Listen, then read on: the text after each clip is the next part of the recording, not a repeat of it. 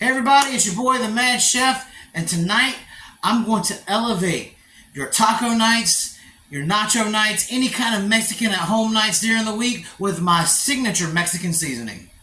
Alright guys, this is a really special video tonight because not only are we talking about my signature Mexican seasoning, we're also going to be doing a demonstration of it Weeknight Gourmet style, so you get two for the price of one.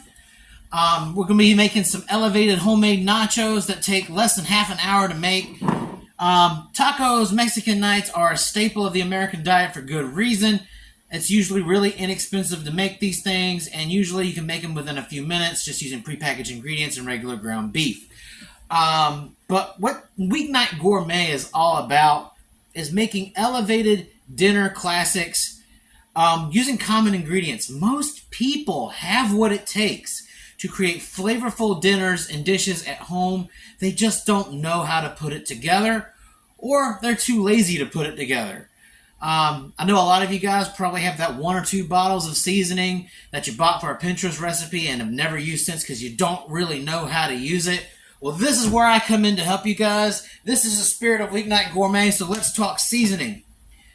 When we think in tacos, nachos, 90% of y'all are going to run to the store and get those Old El Paso or whatever brand that you like, taco seasoning packets, you know, the atomic orange stuff that you have to mix with water and simmer out. And yeah, you're never going to go back to those when you try this. So in this bowl, I have 1 teaspoon kosher salt, 1 teaspoon black pepper, 2 teaspoons garlic powder, 1 teaspoon onion powder, 1 teaspoon ground cumin, 2 teaspoons of this right here, and this is just some hot Mexican style chili powder. Don't let that name alarm you. This is not really spicy. It just adds more of an authentic Mexican taste to what you're doing. It's more of just flavor and richness. However, if you guys are scared of that 3-letter word that spells hot, regular chili powder will work. And also, this has a half a teaspoon of oregano, half a teaspoon of red chili flakes, now that's optional, and a 1/4 teaspoon of cayenne for heat. Now those last two you can omit. Now let's put this to use and make some simple but flavorful homemade nachos. Alright, in this bowl right here, we have 2 1/4 pounds of ground beef. Now this amount of seasoning will thoroughly season 2 1/4 pounds of ground beef. So you can adjust this recipe if you're using just a single pound. If you're making for a larger family, you can add more, adjust to your taste. But this is what it takes to season 2 1/4 pounds of ground beef. I like to get it like that because it lasts us a couple meals here at the house. I'm using 80/20. You guys can use whatever you like. So we're going to go ahead and start adding in our Mexican seasoning to our ground beef. We're just going to massage that in. I am never honestly a fan of adding all your seasoning in at once because I don't feel like you get an even distribution of flavor. Nothing sucks worse than eating something and then coming across a bald spot in your food with no taste. That is not cool, y'all. And another thing that's great about this is you don't have to dilute this seasoning packet. There's nothing artificial. Once you put the seasoning in and everything cooks out, all you got to do is drain your ground beef and it's done. There is no simmer time. There is no add a 1.5 cups, 2 cups of water. So this does cut down some of your cook time some, believe it or not. And honestly, guys, again, most folks have this stuff in their pantries at home. They just don't know how to put it together. So this is where I come in and educate you. All right? And once we're done doing this, we're going to move this beef to the stove and get it cooking. We've got our stove warmed up and get our pans heating up. We're going to put our ground beef in here and get a good sear going on. You're going to let it rest for a couple minutes, get some nice color, some nice crust.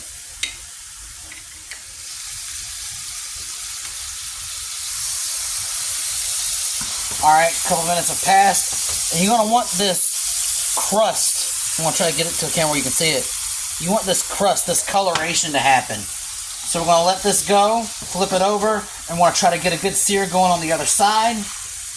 The reason why I like to sear my beef is it creates a bigger depth of flavor. I know a lot of folks will just toss the beef in the pan, crumble it up, and get to work on it as soon as it's in. We're going to flip it again in another couple minutes, and we'll get to our next step. Alright, and I've already got the other side seared. That's why I love this pan. This is my good pan. It was in the dishwasher yesterday when I made my last video. And if you guys haven't seen that video, I'll have a card floating down. I made some killer fried squash that's going to change your summer. And if you guys haven't watched it, please do. I was using this guy yesterday to cook the squash in, and it's been through a lot. It's seen a lot. So it's a little bit warped. Squash came out great, but this guy cooks a whole lot better. So we're going to go ahead and start breaking up our beef. And I would say we're probably about halfway done with that. So we're going to move on to our next step. Let me just get this mixed up real good.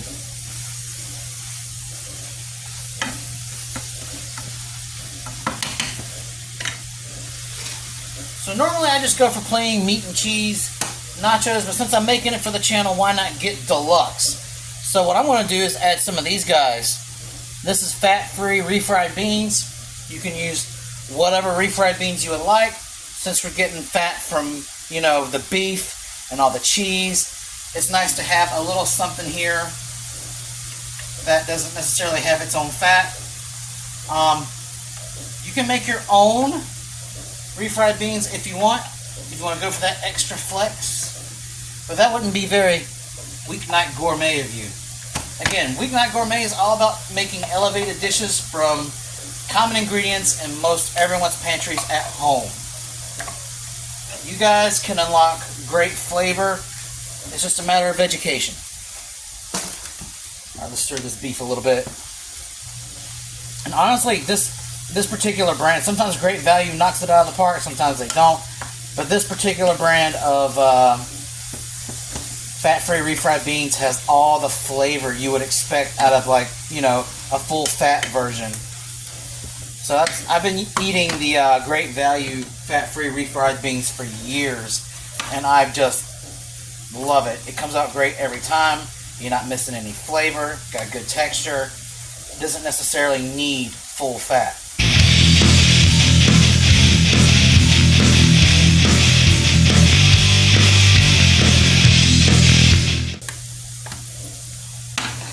Those guys are done.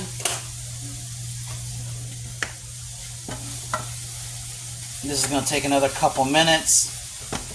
After a couple minutes, all I want to do is drain this. And then it's done. Again, no need to add water, no need to dilute, no extra time to simmer. So all I got to do now is get this cooked up the rest of the way. And I'm going to meet you guys at assembly. And we're back for assembly. That only took maybe like 2 minutes tops to finish up that beef and drain it. You can use any kind of tortilla chips you want. I am particularly fond of the Cantina style, thin and crispy, Great Value. I've tried Tostitos. These just tend to work best for me. Again, sometimes GV really knock it out of the park. Alright, so you're going to get a nice bed of nachos assembled. And now, we're going to assemble the base. Now, my wife doesn't really particularly care for refried beans, so this is going to be my stack. So my stack's going to be a little deluxe. Her stack's going to be normally what we always do. Whatever strikes your fancy. There's no right or wrong way to do nachos. Not really. This is where you guys have fun with it. Alright, so this is roughly my side. I want to grab one of these here tortilla chips and get the rest of those beans off. You want a good strong foundation to hold up that meat and that cheese. And then we'll be coming in hot with our freshly cooked, and get a load of that, you guys. Isn't that beautiful? Mexican seasoned ground beef. You're going to want to kind of thinly spread this over the top to make sure we're getting beef everywhere. You want it to fall in to the nooks and the crannies. You don't want a whole lot of, for lack of better words, bald nachos. You want full coverage like car insurance. Alright, now we're going to go over to the wife's side. Her side will get a little more meat since she's not eating the beans. Just try to make sure you get in everywhere.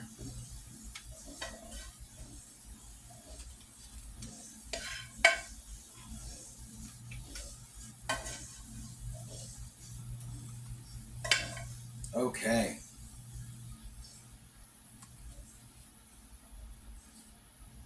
And now, I want to take it one step further. Now, I know this is kind of a hack.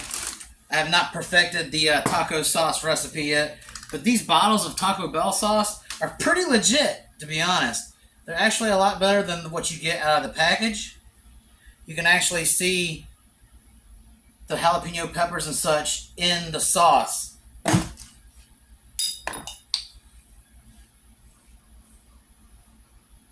And we're going to mix mild and hot.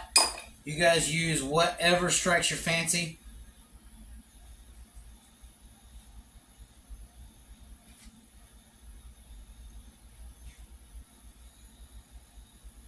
Alright, that's all it takes there. And then we're going to hit it with a layer of cheese. Today I'm using Colby Jack cheese. Normally I use Fiesta blend, but this works just as well. You want to load this sucker up. My strategy for making great nachos is I don't want to see any meat. I want to cover these chips up so that way we have an incredible cheese pull when this all comes up. So you want to blanket it. Again, you guys are more than welcome to shred your own cheese. It is better that way. But time crunch weekend, time crunch weeknight, some pre-shredded cheese is a pretty nifty thing to have. So we're going to do one more layer of chips. Alright, and then you're going to take your last bit of remaining beef and layer it on top. You want to use every last bit of this.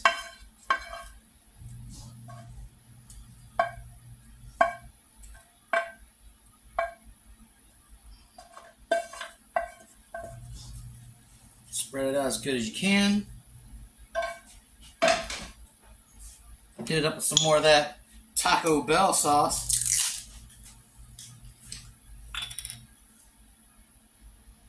Looks like I'm going to need a little bit more cheese to complete this. Be right back. I overestimated the amount of cheese I thought I had. So we're going to finish up this Colby Jack. And then we're just going to hit it up with some mild cheddar cheese. You can use sharp cheddar cheese. You can use whatever cheese your heart desires. And we're just going to use the same method. I don't want to see nothing. I don't want to see no meat. Nacho Bel Grande. What? This is so much better. And now, my side's going to have some rough chopped jalapenos. Look at that. And now for your garnish, get some cilantro leaves. And this is going to bring out some freshness. Bet y'all ain't ever seen nachos like that. So now we're going to put it in an oven on 350 degrees for 15 minutes. You just want all the cheese to melt. Make sure everything is heated through. And I'll see you at the reveal. Now take a look at that right there. Tell me that ain't a work of art. Perfectly melted cheese, richly seasoned ground beef, thin, crispy chips. And would you look at that detail on those jalapenos? You got a little bit of char, a little bit of crunch coming on there. And guys, I can't wait to dig in. So let's get this plated up. Alright, and this is the moment we have been waiting for. This is the plating. This is how you know if your nachos are going to be amazing. We're looking for a great, stretchy cheese pull. Guys, you could use nacho cheese on these if you wanted to, but this channel does not support the use of fake cheese. You guys can Weeknight Gourmet better than that. Alright, let's take a look at this masterpiece.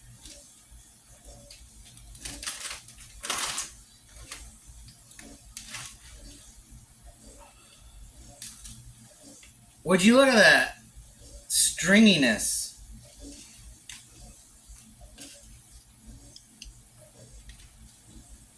Let's get a close-up for the camera real quick.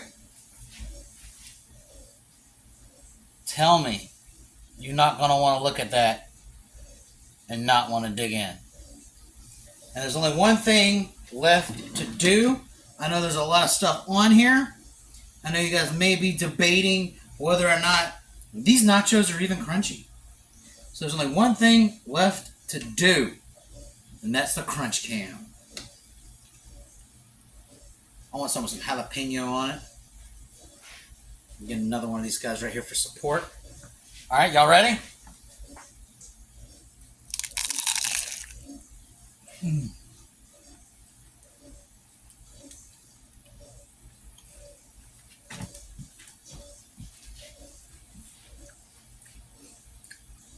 These are a work of art.